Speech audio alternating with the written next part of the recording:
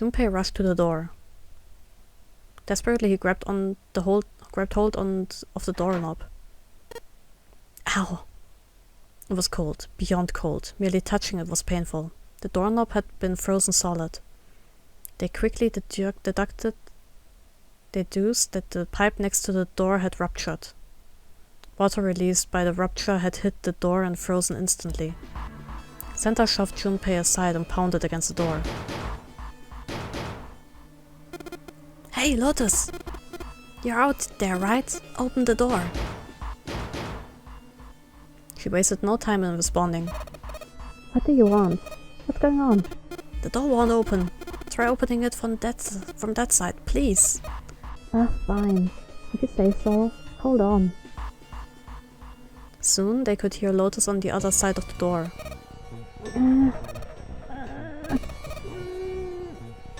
Then the grunting ceased and they could hear a light panting as if from exertion. It's no use. It won't budge. You've got more people in there. You figure it out. We're gonna die. God damn it. Santa was shaking like a newborn deer. That isn't Makodic's image. June was hugging herself and was shivering violently. Even Junpei, with the heaviest clothes of any of them, was clearly feeling the cold. With every breath they took, they could feel the cold working its way deeper and deeper into their bodies. Anyway, let's find a way out. If we don't get moving, we're gonna be permanent residents. The two heads are better than none. I'm sure we'll figure something out.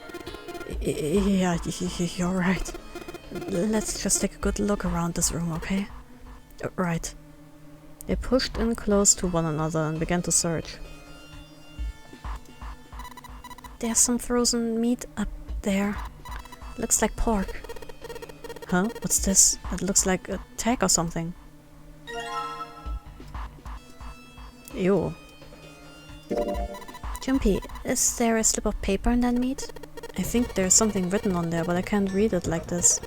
If we try and pull it out, it'd probably rip. You need to defrost that. Don't think we're gonna be doing that in this room. Oh.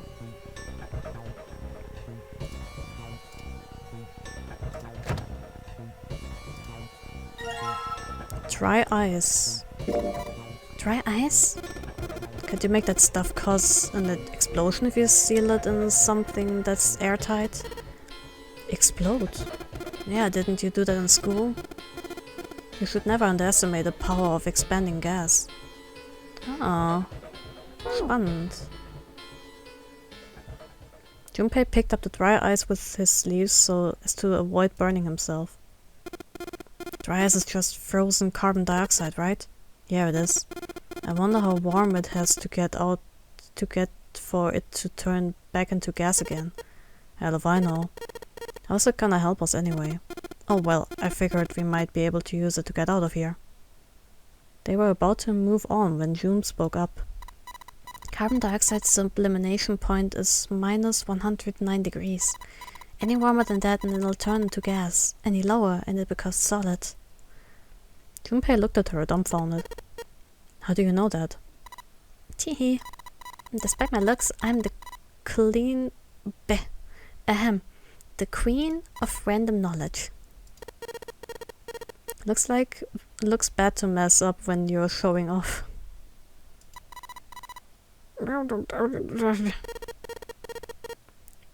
Oh, you're so cold your mouth's going numb?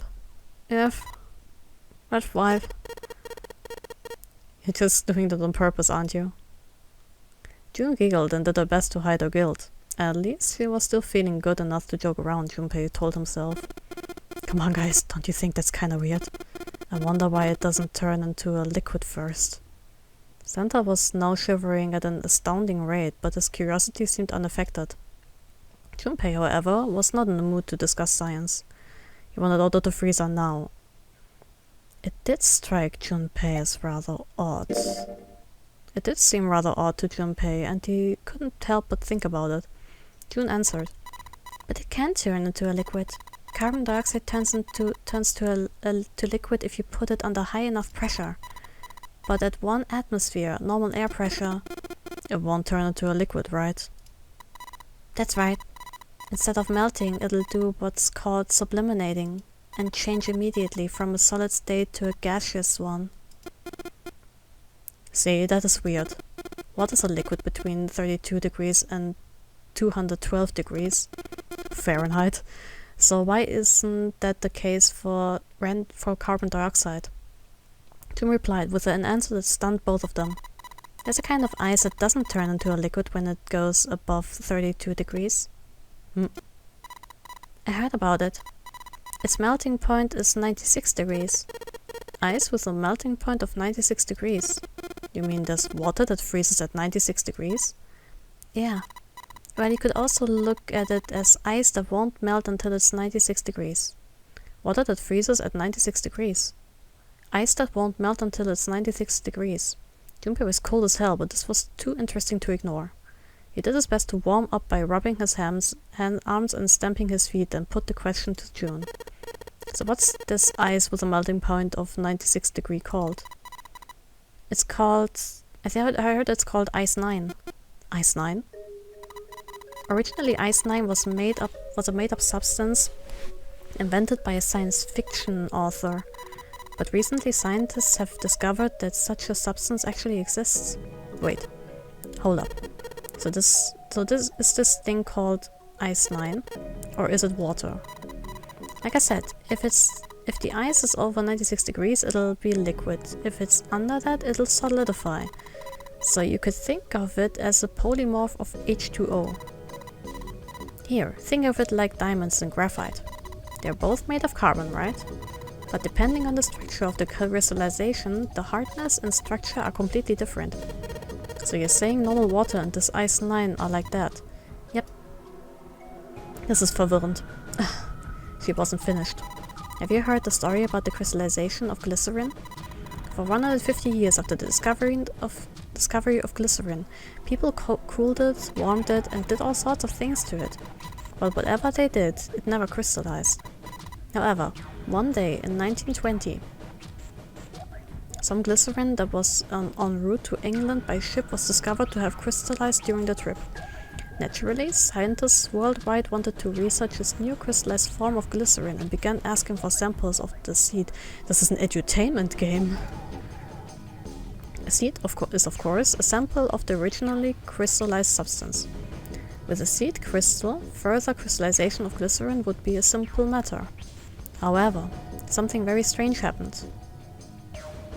Not only did the glycerin encouraged by seed crystals begin to crystallize, nearby samples did as well. It didn't end there. After that day, all glycerin in the world began to crystallize naturally when cooled to less than 64 degrees. Before that day, no matter how glycerin was cooled, it refused to crystallize. But once the crystallization had begun, it was almost like, how do I put it? It was almost like all the glycerin in the world was communicating. Communication in some way that we can't sense. Junpei was honestly impressed. It was in fact a pretty interesting story. Wow, that's pretty interesting. But what does that have to do with Ice 9? To his surprise, it was Santa, not June, who answered. What she's saying is that it looks like Ice 9. What happened, I mean? A lot like? That would be bad. If water everywhere started freezing at 96 degrees. Man, it'd be the end of the world. Junpei felt that Santa might not be treating the idea of the end of the world with the proper concern. At any rate, we're not gonna have to worry about the end of the world unless we can get out of here pretty damn quick. Hat er recht. See, he was right. Junpei shivered. Alright guys, I think that's enough of that. I didn't think we'd get quite this far off topic. I mean, I know I'm kinda at fault here, but we can't be screwing around anymore. Seriously. I might go by the name Santa right now, but I didn't grow up in Iceland. I freaking hate the cold. So let's get cracking, alright? We gotta find a way out of here. Santa stomped off, clearly doing his best to pretend the cold wasn't affecting him. Selfish, isn't he? Thought Junpei to himself. Still, Santa was right, and it was high time they got back to their search. The story of Ice 9 had them interested, but there'd be time to think about that once they'd gotten out of the freezer. Junpei looked at June, nodded, and resumed his search of the room. Interessant. Es könnte später nochmal nützlich werden. Frozen Chicken. Köstlich. It's really hard. It's frozen stiff. Hey June, can you say that again? Eh? Say it again. It's really hard. Again. It's... Alter Junpei, shut the fuck up. Oh, ich hasse den Kerl. Thanks. Something wrong, Junpei? Your face is bright red. Nothing, I'm fine. If it's that hard, you can probably use it as a hammer. If it's that hard, you can probably use it as a hammer. Yeah, good point. Maybe you can use it to break something. Keine Ahnung, was das da unten ist. Ich will es ehrlich gesagt gar nicht wissen. Everything's frozen in here. It doesn't look like there's anything else interesting.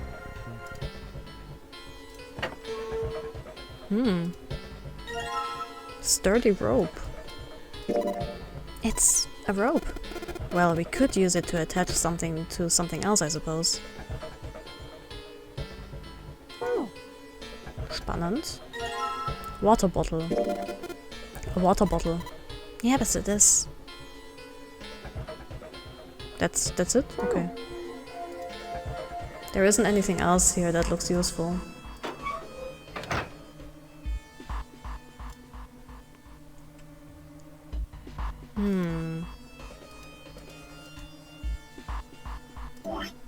Item. Das hier ist ziemlich hart. Vielleicht können wir das hier kombinieren mit dem Seil. Nein? Okay. Können wir das Seil vielleicht mit... Nee, warte. Das Seil vielleicht mit dem hier kombinieren. Nein.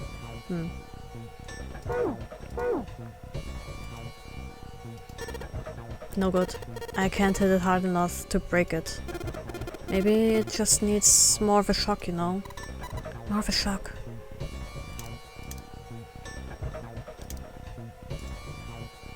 There's ice surrounding the doorknob. Hey Junpei, didn't you find some dry ice earlier? Yeah. There's warm water coming out of that pipe. Warm water and dry ice. What do you think would happen if we put that stuff in a sealed container together?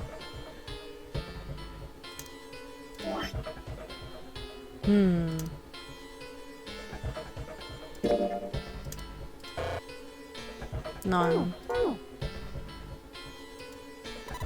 There's water dripping from this pipe. It looks like when the pipe burst, the water hit the doorknob and froze in place. This water actually seems almost warm. This thing is covering something. It's frozen solid. I can't flip it over.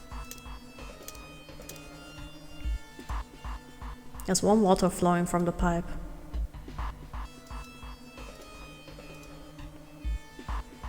In a container together. Ah. There's warm water floating from... Nine.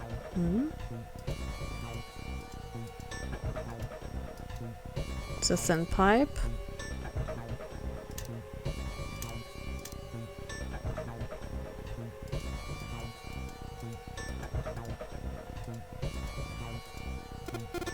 I start off by putting the dry ice into the water bottle.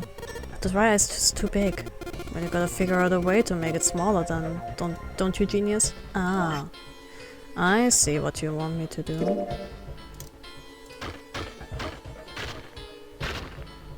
Alright, the dry ice is all in pieces now. Okay, dann kombinieren wir das mit dem hier.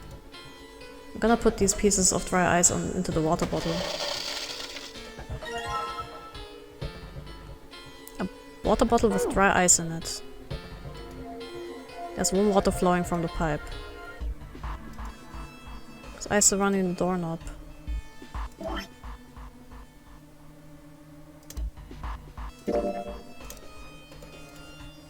And let's just tie a rope on here. Water bottle bomb. There's warm water flowing from the pipe. Warm water dripped from the ruptured pipe near the door. Junpei pulled out a water bottle filled with dry ice, let a good amount of water fall in, then quickly sealed it up tight. The makeshift bomb complete, he tied it to the doorknob as quickly as he could manage in the cold. Alright, that's it. So, what do you do now? We just need to give it a little, tap. The bottle's already about to pop. We just throw a rock or something at it. It'll go off on its own. A small rock. Junpei looked down the floor. Scattered across it were pieces of dry ice, left over from the larger chunk he just crushed earlier. Alright, this ought to do the trick. He pulled the sleeve down over his hand to keep from getting burned and grabbed the chunk of dry ice. It was a pretty good size, about as big as a pool ball. He figured it would be just about the right size. Alright guys, stand back. Actually, we should probably hide somewhere. Both Santa and June looked at him with new concern. Where exactly do you expect us to hide, genius? There isn't really anywhere big enough. Yeah, there is. Look, right here. We can hide in there. Junpei pulled open the door to the small cellar. Come on, get inside, quick. Santa and June nodded and jumped down into the hole. Junpei quickly followed. In his hand he could feel the chill of the frozen carbon dioxide even though through its sleeve. He tightened his grip, took aim and prepared to throw. Alright, here it goes. 3, 4, 5. You're counting the wrong way! Oops. That is a really sad excuse for a joke, man. Sorry, dude. Alright, for real this time. You guys ready? Yes, whenever you're ready. Just throw that damn thing. Alright, here we go. 3, 2, 1. Junpei threw the chunk of dry ice as hard as he could. With the same motion, he ducked down into the cellar with Santa and June, just as...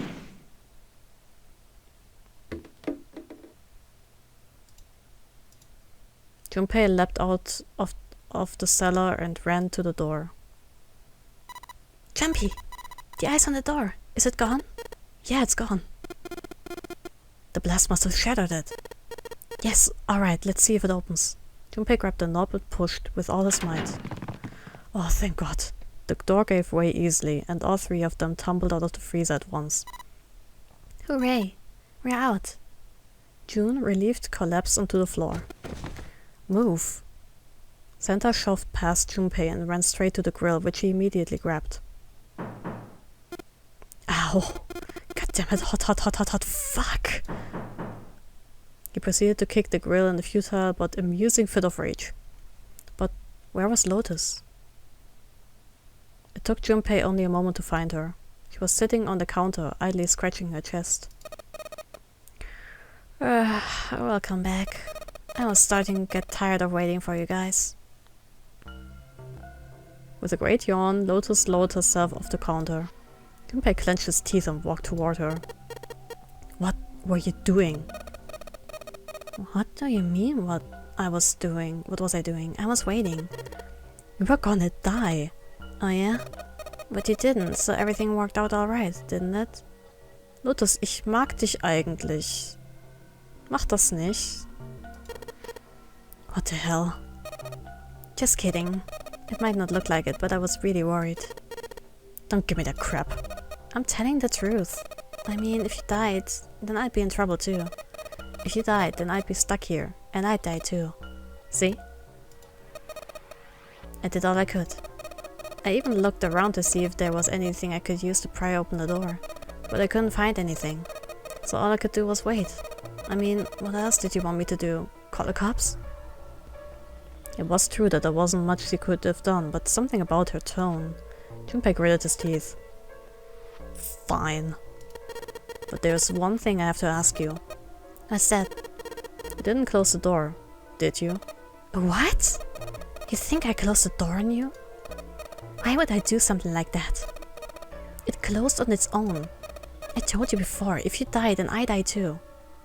She was right, and Junpei knew it. Without them, she'd be in very serious trouble. It seemed that an accident was the only explanation for the door's closure. If Lotus had really wanted to kill them, all she would have to do was bar the door from the outside. And she hadn't. Well, she hadn't done anything. The most she was guilty of was laziness, or negligence, not attempted murder. Junpei swallowed his anger and did his best to apologize. Well, I'm sorry. I'm sorry I doubted you. Oh, yes, well, that's alright, as long as you understand. Lotus looked away and twirled her hair between her fingertips. His vengeance against the grill complete, Santa swaggered back towards Junpei and Lotus. Hey, no more screwing around, you two. Break time's over. Especially for you, lady. You've just been sitting on that fat ass of yours while we were freezing to death. How rude. I was plenty busy.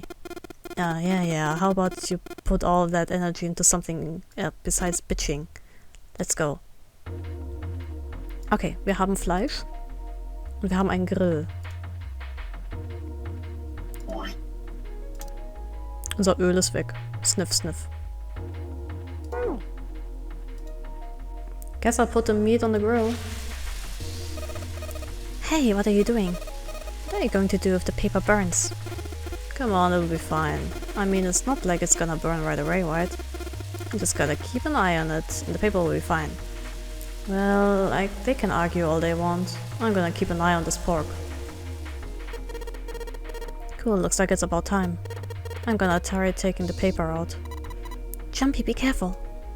Sweet of her to care, but I know what I'm... Ouch! See? I told you.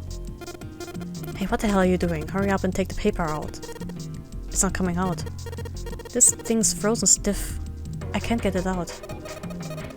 So, are we gonna have to cut the meat? Yeah, looks that way. Gut, dass ich ein Messer hab. Alright, now that I've sharpened the knife... Yes, I cut the pork. Awesome, Junpei. Now we can cut out the paper. C plus 10 plus F. C plus 10 plus F. Do you think it's some kind of code? Damn it, they're just screwing around. Junpei, do you know what C and F stands for? You think maybe it means corporate finance? I thought it was clever and funny. She's not having any of it. Okay. Ich frage mich, ob wir das erstmal bei dem hier einsetzen sollten. Sie ist 12. C plus 10 plus F. Also 12, 16, 15.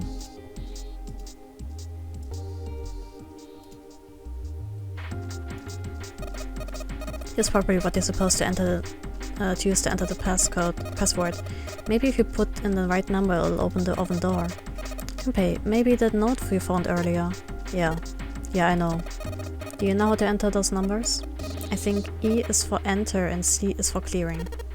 So basically, when I'm ready to submit my answer, I press E. So if I screw up, I just press C, right? Lotus nodded. Alright, let's give it a shot.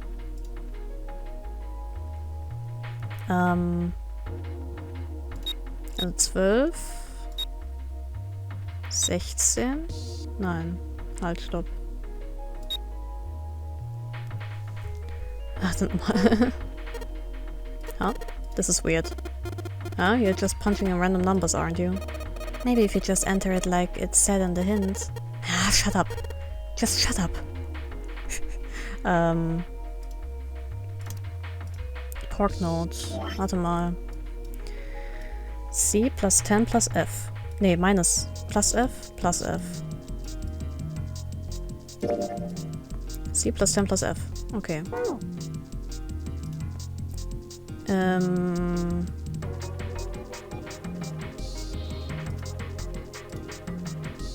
Was ist, wenn ich... Ja. Das, wenn ich die einzeln eingebe? Ja.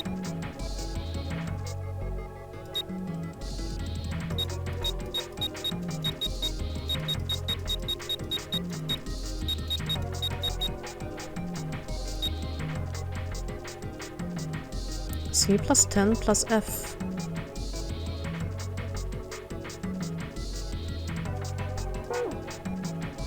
Drei Digits.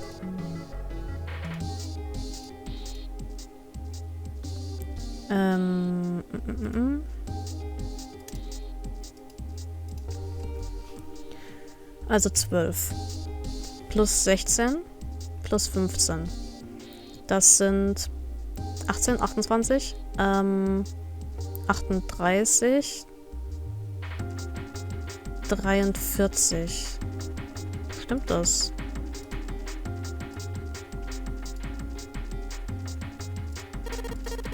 Yes. Okay.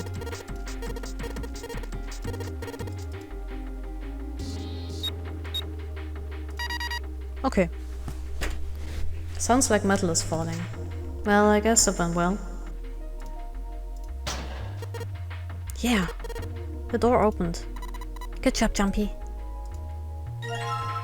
Saturn keycard. Yippee! This looks like a lowercase h, but then the line next to it is throwing me off. This is a symbol for Saturn. Remember, there was an elevator next to the main staircase. Wasn't there a mark like this on the card reader next to it? Ah yeah, I remember that. I guess it means that card ain't gonna help us out of this room then. I'm not sure. Why don't we try it out? Ja, lass uns das versuchen. Das ist das Einzige, was hier ist. Yes. I think it's unlocked now. You did it, Junpei. Let's get out of here. Yes, let's go.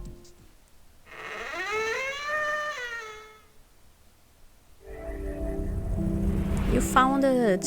Ja, wir sind draußen. Endlich. Freiheit.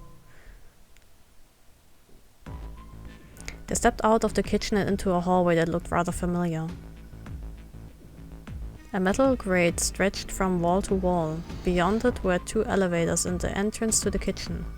They had entered the kitchen from the door and come out the other. That meant their map of the ship's interior was accurate. They laid the map out in front of them and began to discuss the next step. There were 4 possible routes. A, B, C, and D. First, A and B. A and B both seemed to connect to an L-shaped room. However, the 2 doors that led to the room were both locked and could not be opened. Next was road C. This goes all the way to the main staircase. That means it's door 5, one of the numbered doors. Then do you think we would meet up with the other 4 after this hallway? No, I don't think we will. Why not? Look, there, by the stairs. See how the gate is opened? We went to the kitchen and it was closed. But it's open now. What do you think that means? They opened it. Most likely. Then if we take road C, we're going backwards. That would be pointless. But then that means... All 4 looked at the map. They all looked at the staircase, its lazy curve leading down deeper into the ship. Road D then. Road D then. D it is. Yep, road D. Then we're set. They jogged down the stairs until they reached the C deck. Just to be sure, they kept going to check the deck beneath. Yeah, just like I thought. Deck D is totally underwater. Just like the bottom of the central staircase. The water gazed back at them, its smooth surface like a great mirror.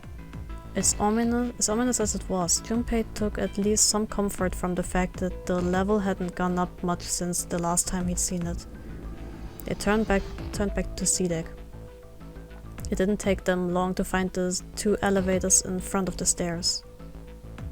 They looked identical to the elevators on the top floor, with one exception. These elevators had a card reader on the wall between them. On the card reader was a strange mark. Hey, look, it's Lotus' symbol. Huh? See, it's the woman's symbol with a thorn on it. That seems like... Ouch, ouch, ouch, ouch, ouch, ouch, ouch. Du hast das so verdient, du bist so ein Drecksack, ey. Ich will den nicht mehr spielen. Der geht mir auf den Sack. We're just kidding. Lotus had taken hold of Junpei's hair. She began to shake him violently, and he thought he heard a low growl coming from her throat. Such violence. Junpei began to wonder if she was not the devil itself. With an uncomfortable smile, June spoke up. This is a Mercury symbol. The thorn symbolizes the wings on Hermes' staff. Hermes, herpes, whatever. And we can't get this thing to work, these elevators aren't going anywhere. In other words, we need a keycard with the Mercury symbol on it. Probably. They gave up on the elevator and returned to the stairs. A hallway stretched out to the left. A great many doors lined both sides of the hallway. They weren't sure how many, but certainly enough to be discouraging. Damn it, if we try and search all of these, the sun's gonna go down before we've done half of them. I think the sun's already set. I have a feeling this ship is the only thing that's going to be going down anytime soon. That's even worse. Well, we can come back to this hallway later. Let's check the hallway on the other side, shall we? Frustration and fear building, they walked back to the stairs. To their right was a small hallway. Quickly, they headed into it.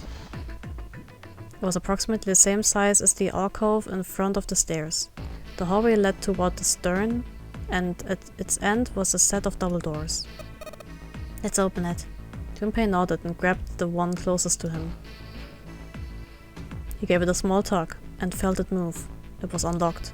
Thrilled to have found an unlocked door, he threw it open.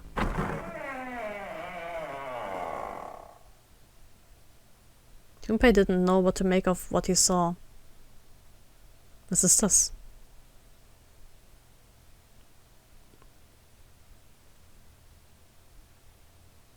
He simply stood, unable to speak. The others simply stared, open-mouthed. After a few long moments, Santa managed to speak. Oh, what the hell is this? A massive room stretched out in front of them, more a cavern than a room. Its vastness was oppressive, and it bore down on the four companions. It was not empty, however. The entire room was filled with lines upon lines of beds. They were simple things, little more than pipe and thin mattresses. Is this a hospital? He had at last been able to put a name to the harsh scent that pervaded the room. The room swam with the harsh, biting smell of antiseptic. In the center of the room were shelves stacked with medicine, the number of medical devices, the function of which Junpei did not know. More importantly, however, in the back wall of the room were 4 doors.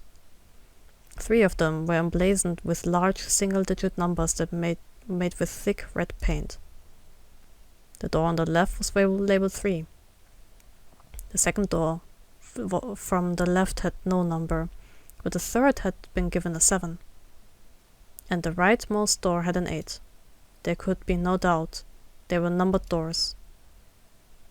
It did strike Junpei as strange, however, that the door between 3 and 7 should be blank. What, he wondered, could it mean? Let's take a look at the doors. Yes, that sounds like a good plan. Junpei headed toward the doors, weaving his way between the beds. He started with door 3 on the left and moved to the right until he reached door 8.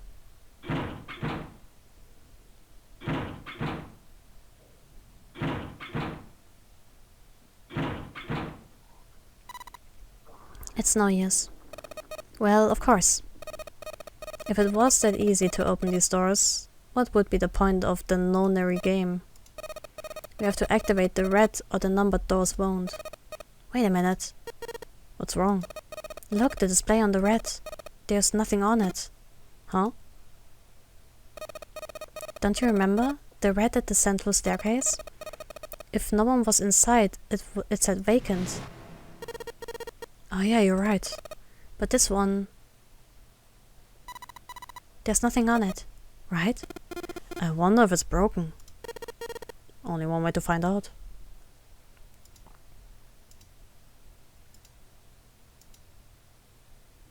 It didn't respond. All 4 took turns placing their hands over the red, but it refused to respond. They pulled at the lever and still it did nothing. As soon as they discovered it wasn't only the rat for door 8 that was behaving strangely. The rat on door 7 also refused to respond.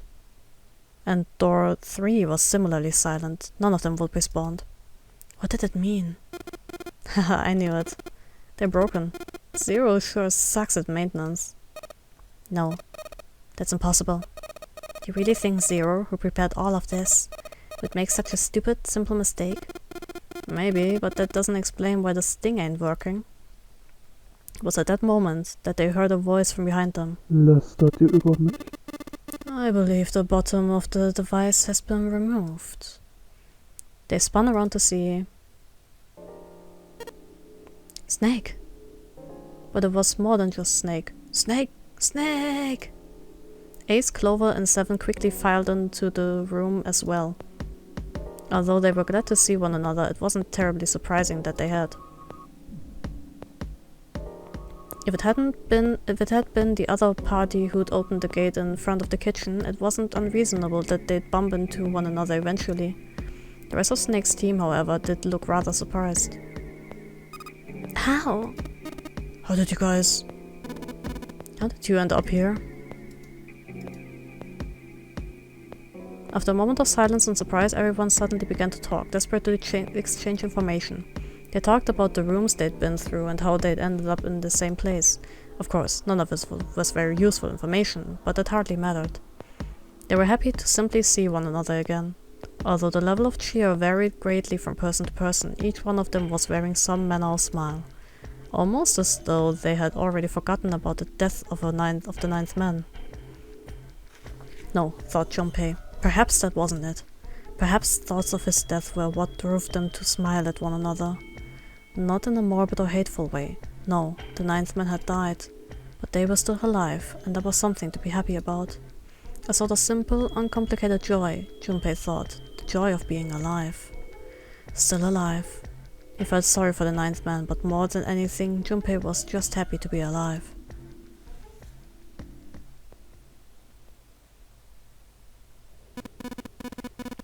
There you have it. Our half of the story. His part finished, Ace fell silent. For a moment, Junpei was silent and thought. Then he spoke. Okay, let me see if I've got all this straight. When you guys got here, the bases for the rats were already gone. And you looked all over this room, but you couldn't find anything. So you figured that there might be something in the hallway with all the doors. So you went and had a look? Yeah. And while you were looking around, you heard voices? Uh-huh. So you followed the voices and came back here? Indeed. And that was how we found you. Junpei examined the 3 rats again, just in case. On the bottom of each was a long, thin gap. It looked like a slot for something, probably something electronic. Well, this isn't good. If the rat is inactive, we can't keep going. Well, what about that hallway over there? Isn't there anywhere else we can go? No, there isn't. There are plenty more hospital rooms, but nothing else. Hospital rooms?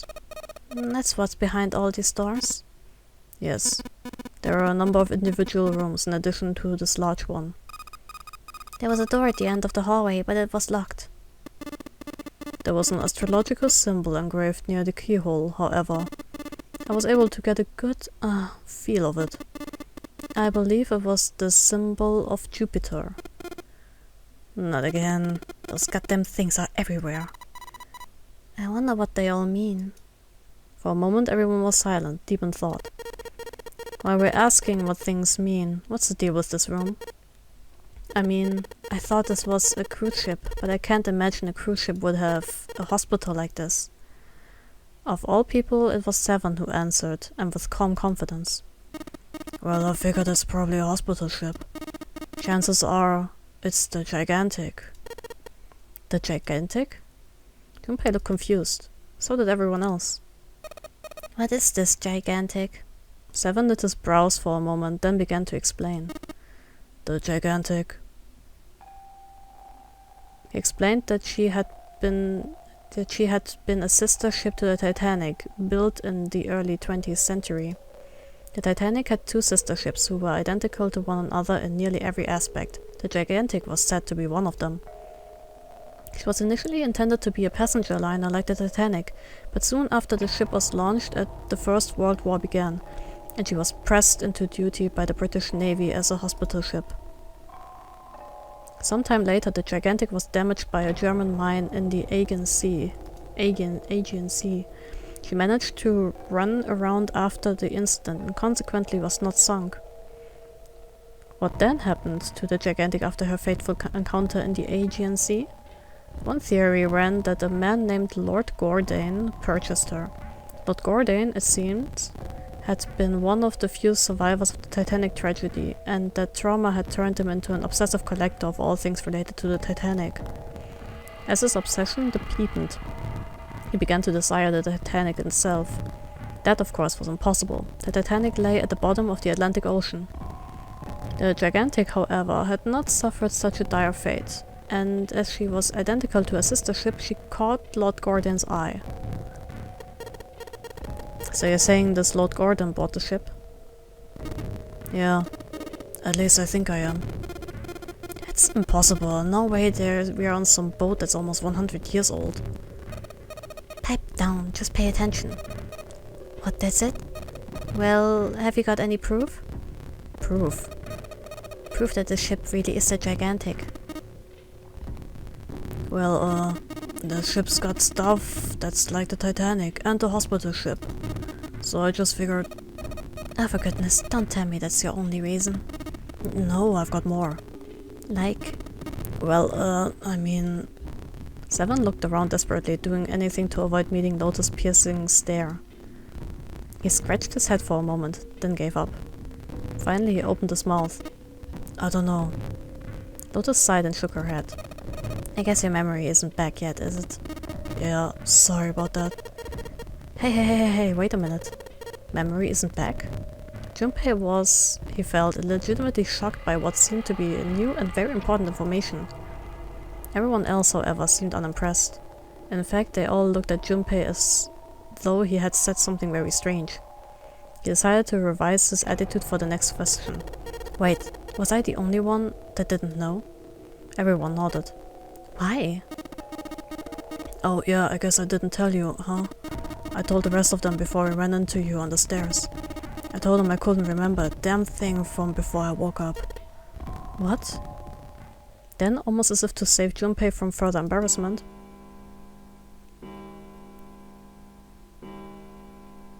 a bell began to ring from far away. It sounded as though it was the clock at the main stairway. Junpei counted each chime carefully. 10, 11, 12. 12! It's midnight. Then we still got 6 hours left, right? We don't have any time to screw around. Let's get going. We gotta find the missing parts for the rats. What do you mean find? How on earth do you propose we do that? We've looked everywhere in this room. That only leaves one place to look. One? Well, guess that's not really right. Wait. Don't tell me you mean we need to search all of the other rooms? Don't forget. We already searched 4 of them. 4 rooms. You just have to split up the rest between the 8 of us. If each person does 6 rooms, that'll be 48 rooms, right? So there are 48 rooms left? Her earlier experiences had apparently not encouraged Lotus to trust Seven. Seven scratched his head awkwardly. I don't know. After a little more discussion, they split up and headed toward the rooms to begin searching them. Junpei was chosen to search the rooms on the starboard side, moving from fore to aft. They also determined that they would return to report their findings the next time the clock sounded the time. When it did, they would meet back at the large central room full of beds. If during the search any of them were to locate the missing components, they were to yell for the others. If this strategy failed, they returned to discuss their options later. The details decided, they left to begin searching. Out into the hallway they went. each to the room they had been assigned. However,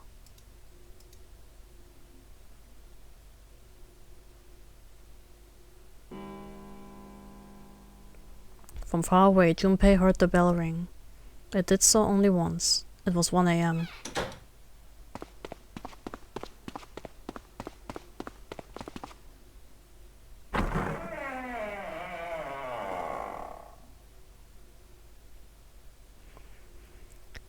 He jogged through the entrance of the large hospital room to find 6 of the others already there. Ace, Santa, Clover, June, Seven, and Lotus. They had gathered in front of the door number 8. Or perhaps, to be accurate, they had gathered in front of the red next to door number 8. Had one of them found the missing piece? What happened, guys? It was June who answered him. Jumpy, look. She was pointing at the red. He pushed through the others until he stood in front of it. Huh? Immediately he knew what she had meant. The display on the front of the red read vacant. Junpei sighed. Come on, guys, who was it? I thought we were supposed to yell if we found it. Well... Junpei wondered why she was hesitating. The others looked as confused as June, but kept their mouths shut. What the hell? What is up with you guys? They all knew something he didn't, and Junpei wasn't about to leave things at that way. Finally, Lotus frowned and spoke. Well, that's the thing. We don't know. You don't know? When I got back, it was already like this. There was no one else here. What that means I was the first one back, but the missing parts were already back in the red. Junpei looked at the bottom of the red again, just to make sure. The slot that had been open on the bottom was now covered with metal. Clearly, whatever had been missing had been returned. What about the other 2? They're the same. Junpei quickly examined the other two boxes. Satisfied that they were also repaired, but still very confused, he returned to the others. Alright, I just want to be sure here. Nobody has any idea what the hell happened here, right? Ace and June nodded silently. Seven raised his hands as if to say, not me, and Santa just shrugged. Only Clover lowered her head and did nothing. Huh? Wait a minute. That was when he noticed. Where's Snake? Junpei swept his eyes across the room a second time, but Snake was nowhere to be seen. Does it mean that he found them? I have no idea. There's nothing to suggest it, but nothing to suggest he didn't either. I don't suppose we'll know until we can ask him in person. Well, whatever he did or didn't do, he's pretty damn late. What the hell is he up to? Maybe he's lost. Yeah, well, that seems likely. Dude can't see. I don't know how he gets around in the first place. Clover raised her head. No, that's impossible. Suddenly, she was shouting. Yeah, my brother's blind, but he's got really good hearing. He can get around as well as anyone who can see. So he couldn't get lost. That's impossible. Clover had started to shake and the knuckles of her hands had gone white. She spun around, but before she did, Junpei noticed tears welling up in her eyes. I'm going to look for him. The words were barely out of her mouth when she began to run. Hey, hold on, Clover, wait. Junpei cried out to her, but he was too slow.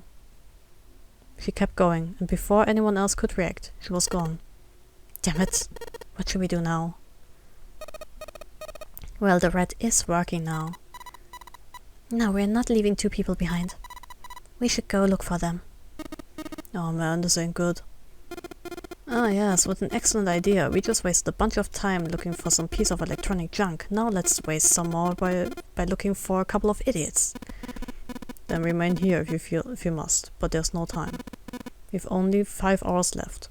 Junpei and the others nodded to one another and took off at a run. In front of the stairs that led to B deck, they decided to split up. They quickly assigned search areas and went their separate ways. Soon only 2 of them were left. Those were Junpei and June, who had been a few steps behind the others. Alright, we should go too. Yes, let's go. But where should we start? Let's see. Und das ist actually der Punkt, wo ich die Aufnahme an der Stelle mal beende. Ich speichere mal. Oh mein Gott. Es gibt echt... Das Spiel gibt dir echt kaum Downtime, ne? Also halt storymäßig, of course, ne? Aber was das ganze Game angeht, eigentlich gar nicht. Anyways. Vielen Dank fürs Zusehen und fürs Dabeisein. Und wir sehen uns dann hoffentlich in der nächsten Folge wieder. Und in der nächsten Aufnahme wieder. Werden wir uns entscheiden, wo wir jetzt nach Snake und Clover suchen. Alles klar. Vielen Dank fürs Zusehen. Bis zum nächsten Mal. Ciao, ciao.